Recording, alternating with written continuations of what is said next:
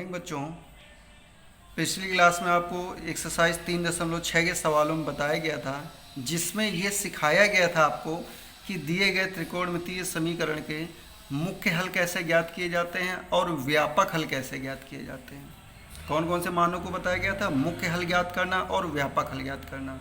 अगर आपने वो वीडियो नहीं देखा है तो आप उसको बहुत ध्यान से देखिए, आपको अच्छे से समझ में आएगा। ठीक है, अब देखिए आगे आज अगली प्रश्नावली में 3.7 इसमें आपको व्यापक हल ज्ञात करने हैं। ठीक है, लेकिन पहले वाले समीकरण से यानी पहले वाली जो एक्सरसाइज थी उसके क्वेश्चन से थोड़ा सा ये चेंज है। इसमें चेंज ये है कि जो अभी पिछली प्रश्नावली आपको बताई गई थी उसमें जो एंगल था अननोन एंगल्स, मतलब जिस चर जो कोण है यक्स या थीटा, ये आपको सिर्फ एक ही पक्ष में दिए जा रहे थे। अब इस प्रश्नावली में आपको दोनों पक्ष में दिए जा रहे हैं, तो थोड़ा सा अंतर आ जाएगा, उस अंतर को आप ध्यान दीजिए।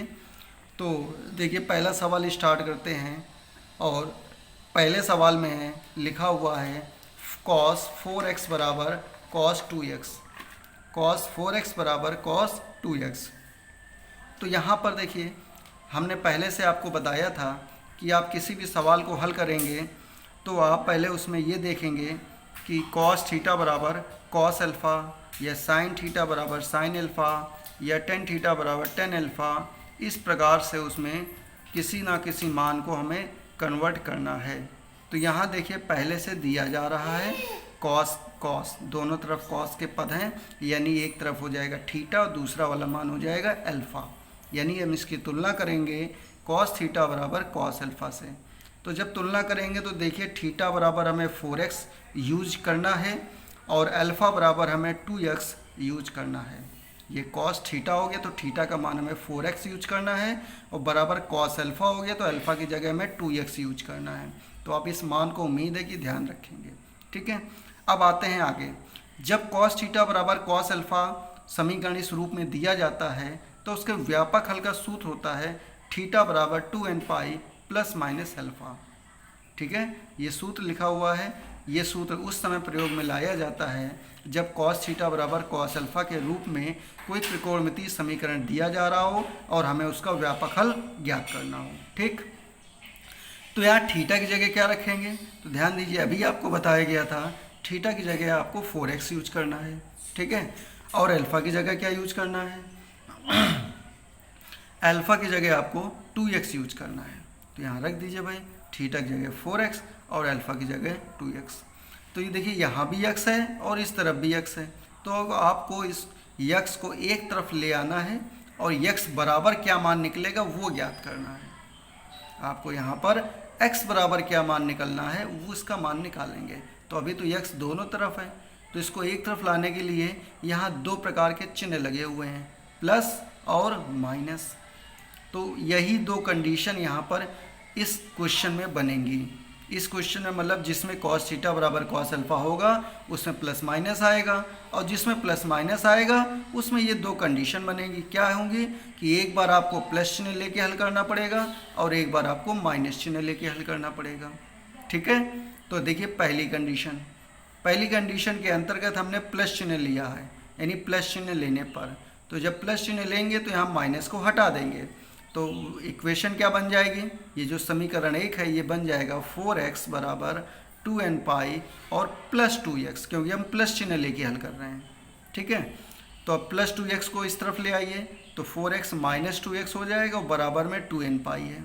4x माइनस 2x करेंगे तो 2x आ जाएगा, और बराबर में क्या लिखा हुआ है? 2n पाई।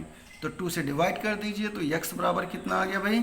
x बराबर आ गया n पाई। तो ये आपका व्यापक हल एक पार्ट निकल के आ गया। अब दूसरे पार्ट को हल करने के लिए इसमें आप क्या करेंगे? दूसरे पार्ट को हल करने के लिए आप यहाँ पर अभी हमने प्लस लिया था, अब दूसरे में माइनस चिन्ह ले लेंगे। ठीक है, अब आप माइनस चिन्ह लेंगे तो फिर उसी समीकरण में देखिए ये 4x लिखा हुआ है बराबर 2n पाई लिखा हुआ है, फिर यहाँ माइनस 2x ले लेंगे, माइनस 2x। तो समझ में आ गया होगा आपको, एक बार प्लस चिन्ह और एक बार माइनस चिन्ह लेकर आपको दोनों ही कंडीशन में x का मान निकालना है। तो 2x इधर ले आएंगे बराबर के, यानी पक्षांतर करेंगे तो प्लस का 2x हो जाएगा, 4 + 2 6x हो जाएगा। तो 6x बराबर 2n पाई तो फिर x बराबर क्या होगा, x बराबर 6 से डिवाइड करेंगे तो n पाई बाई 3 आ जाएगा। तो ये आपका आ गया दूसरा व्यापक हल। यानी ये जो त्रिकोणमितीय समीकरण दिया जा रहा था, क्या था त्रिकोणमितीय समीकरण, cos 4x बराबर cos 2x, इसका जो व्यापक हल होगा, इसका व्यापक हल होगा x बराबर n pi comma n pi by 3। ठीक है, x बराबर n pi comma n pi by 3, ये दोनों ही इसके व्यापक हल आ गए। तो समझ में आ गया होगा आपको ये सवाल। चलिए अब ऐसा ही क्या करते हैं, साइन में भी होता है। अब साइन में भी एक अलग कंडीशन बनती है, वो क्या बनती है उसको समझिए। साइन और कॉस में ही ये कंडीशन बनती है, टेन में ऐसी कोई कंडीशन नहीं बनती है। टेन में आप डायरेक्टली अगर दोनों तरफ आ रहे हैं तो आप उनको पक्षांतर करके एक तरफ लाकर उस मान को हल कर सकते हैं। तो आपको ये जो कंडीशन है आपको साइन वाले केस के लिए सीखनी है और कॉस वाले केस के लिए सीखनी है। ठीक है, तो आइए चलते हैं क्वेश्चन नंबर 2 में। क्वेश्चन नंबर 2 में देखिए दिया जा रहा है sign 2x plus cos x बराबर 0। तो पहले कॉस x को उधर ले आएंगे तो साइन 2x बराबर हो गया माइनस कॉस x। अब यहाँ पर करते क्या है, हमने अभी आपको बताया था कि साइन अगर आपको दोनों पक्ष साइन में रखने हैं तो साइन थीटा बराबर साइन अल्फा बनाना होगा। यानी हम यहाँ पर साइन का ऐसा मान लिखेंगे जिससे इसका मान माइनस कॉस एक्स के बराबर हो, लेकिन साइन के पदों में लिखा जा सके। तो कॉस से साइन में चेंज करना, इसका मतलब तो यही निकला। तो जो हम चतुर्थांश की जब हम बात करते हैं तो इसमें चेंज किस में होता है, तो चेंज जो होता है वो 90 प्लस माइनस थीटा पर होता है और 270 प्लस माइनस थीटा पर होता है। किस में होता है, 90 प्लस माइनस थीटा पर और 270 प्लस माइनस थीटा पर। अब हमें यहाँ पर ऋणात्मक मान भी चाहिए, तो साइन से कॉस में चेंज होगा तभी ये मान आया है। तो इसको चेंज करने के लिए करेंगे क्या कि यहाँ पर ये देखेंगे कि साइन का ऋणात्मक मान कहाँ पर होता है।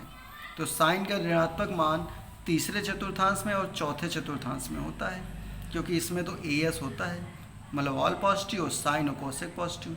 तो इन दोनों में तो साइन पॉजिटिव होगा। तो साइन नेगेटिव किस में होगा, तीसरे और चौथे चतुर्थांश में। तो हम इन्हीं चतुर्थांशों का प्रयोग करेंगे। तो सबसे छोटा एंगल तो तीसरे में बनेगा।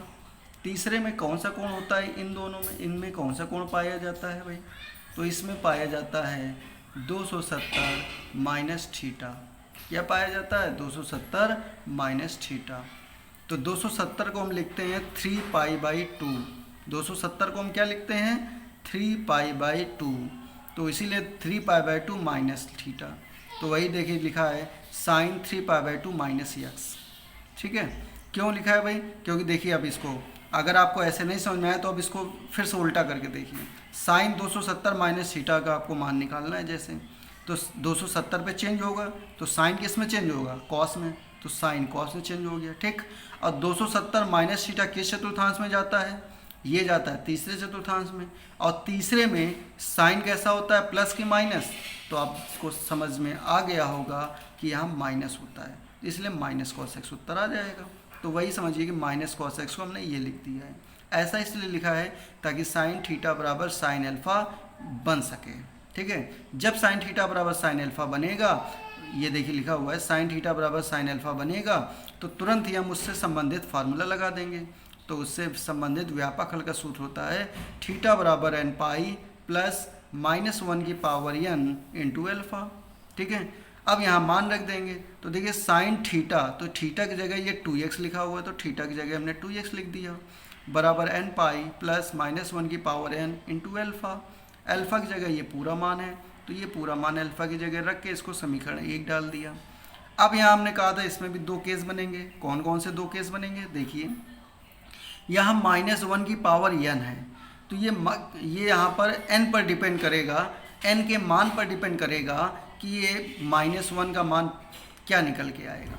तो अगर हम एक बार यहाँ n बराबर, एक बार हम इसमें धनात्मक मान ले लेते हैं, n बराबर हमने 2m मान लिया, n बराबर हमने क्या मान लिया, 2m मान लिया। तो जब यहाँ पर धनात्मक मान लेंगे तो इसमें देखिए क्या आ जाएगा, जब यहाँ 2m रखेंगे तो यहाँ 2x बराबर 2m पाई प्लस -1 की power 2m into 3 pi by 2 minus x.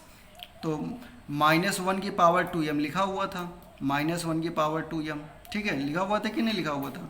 तो इसको हम लिख सकते हैं -1 की पावर 2 और उसकी पावर m। तो -1 की पावर 2 करेंगे तो क्या आएगा, +1 आएगा, और 1 की पावर m, अब 1 की चाहे जो पावर उसका मान क्या आएगा, 1 आएगा। तो यानी -1 की पावर 2m का मान आ गया प्लस का 1, और 1 से जब इसको गुणा करेंगे तो 3π/2 - x आ जाएगा।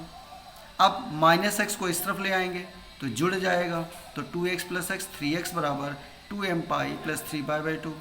तो x बराबर क्या आएगा, 3 से डिवाइड कर देंगे तो 2mπ/3 + 3π/2 आ गया। ठीक है, ये x का व्यापक हल निकल के आ गया। अब भी इसमें एक केस और बाकी है, वो क्या है, केस सेकेंड। जब इसमें अभी हमने सम लिया था, अब हम क्या लेंगे, विषम संख्या लेंगे। तो विषम संख्या कौन सी मानी जाती है, विषम संख्या हमेशा 2m + 1 जैसे होगी। अभी हमने 2m लिया था सम के लिए, और 2m + 1 ले लेंगे विषम के लिए, क्योंकि यहाँ आपको m का कोई मान रखें हमेशा आपको विषम संख्या मिलेगी। ठीक है, तो यहाँ n बराबर 2m + 1 ले लिया, तो 2m + 1 लेंगे और इसको फिर से उसी समीकरण 1 में रखेंगे। तो देखिए ध्यान से, 2x बराबर ये क्या था, nπ, n की जगह क्या रखना है, 2m + 1, तो ये 2m + 1 × पाई प्लस -1 की पावर, वही -1 की पावर वही 2m + 1, ये 2m + 1 लिखा हुआ है, ध्यान दीजिएगा, ऊपर फिर से लिख दे रहे हैं 2m + 1, इसको हम हटा दे रहे हैं। ठीक है, साफ साफ नज़र आ जाए। तो -1 की पावर 2m + 1 अब × 3π/2 - x।